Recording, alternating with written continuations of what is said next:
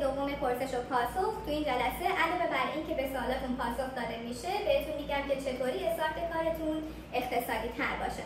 خیلیاتون این سوالو از من میپرسیدین، برای همین من تصمیم گرفتم که بیام به صورت کلی توضیحی بهتون بدم که همتون استفاده. برای اینکه استارت کار اقتصادی داشته باشید، نیاز نیست همه بیگودی ها رو تهیه کنید. اگر بخواید اقتصادی شروع کنید، بهتره که با بیگودی فومی استارت بزنید. بیگودی های فومی سایزهای متفاوتی دارن که اگر بخواید فر ریز کار کنید، باید از بیگودی فومی سایز 7 استفاده کنید. اگر بخواید سایز درشتری از فر کار کنید، میتونید از سایز 3 یا 4 بیگودی فومی استفاده کنید. به طور کلی اگر فر ریز بخواید کار کنید، برای یک موی معمولی که نه حجمش کم باشه نه حجمش زیاد باشه، شما میتونید 40 تا 50 تا بیگودی سایز 7 استفاده کنید و اگر بخواید سایز درشتری از فر کار کنید، برای یک موی معمولی حدوداً 30 تا 40 تا بیگودی سایز 3 یا 4 مصرف میشه. اما شما بهتره که در کل 7 یا 8 بسته سایز 7 تهیه کنید، 6 یا 5 بسته سایز 3 یا 4 رو حتما داشته باشید. بابت مبحث موادها هم خیلیاتون ازم میپرسیدین و برای خیلیاتون سوال پیش میومد که چه موادی استفاده کنیم که بهتره. ببینید بچه‌ها، موادهایی که هست توی بازار مثل موادهای آکواری، لئو، لاکمه، نوول، پروکل و یه سری موادهای دیگه، اینها موادهایی هستن که پیشنهاد میشه. حالا جزئیاتشون و اینکه هر کدوم چه خاصیتی دارن و کدوم از اینها از همشون بهتره رو توی پکیج مجازی به صورت وایس توضیح دادم. میتونید پکیج مجازی رو تهیه کنید و صفر تا صد موادها رو یاد بگیرید و از موادی که میخواین استفاده کنید مطمئن بشید.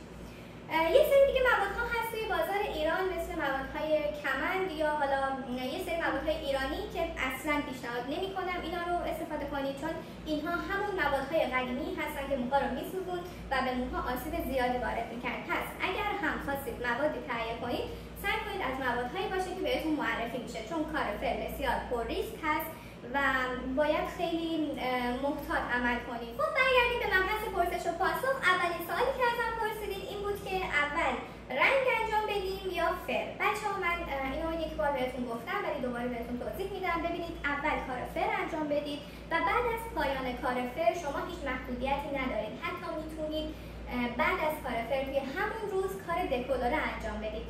ولی اگر اول رنگ یا دکولوره انجام بدید، موها ضعیف میشن و شاید دیگه توان فر شدن رو نداشته باشن. پس دقت کنید که حتما اول باید کار فر انجام بشه و بعد کار رنگ. سوال بعدی که ازم پرسیدن این بود که چند روز بعد از انجام کار فر میشه رنگ و لایک انجام داد. خب ببینید، کار رنگ و لایک گفتم بعد از انجام فر هیچ محدودیتی ندارید. حتی توی همون روز شما میتونید کار رنگ و لایک رو برای مشتری انجام بدید. بعد اینکه ازم پرسیدید این بود که میشه سایز فر رو تغییر داد. ببینید بله میشه، به شرطی که حداقل 14 روز فاصله بیفته بین فر اولی که انجام میدید و دومین باری که میخواید تغییر سایز بدید و حتما قبل از انجام کار تست بگیرید از موها. اگر موها از لحاظ سلامت اوکی بود و آسیبی ندید، شما میتونید دومین بار هم براش کار انجام بدید، ولی ترجیحاً با مواد ضعیف‌تر این کار رو انجام بدید. میشه موقع ریشه‌گیری آنتی کرل زده نشه. بچه‌ها ببینید، بچه‌های یوتیوب که نمیدونن اصلا آنتی کرل چیه، اصلا ریشه‌گیری چطوری انجام میشه، چون من نذاشتم توی پکیج مجازی 0 تا 100 ریشه‌گیری و اینکه به چند روش میشه انجام داد و گذاشتم. میتونید پکیج مجازی رو تهیه کنید و ببینید.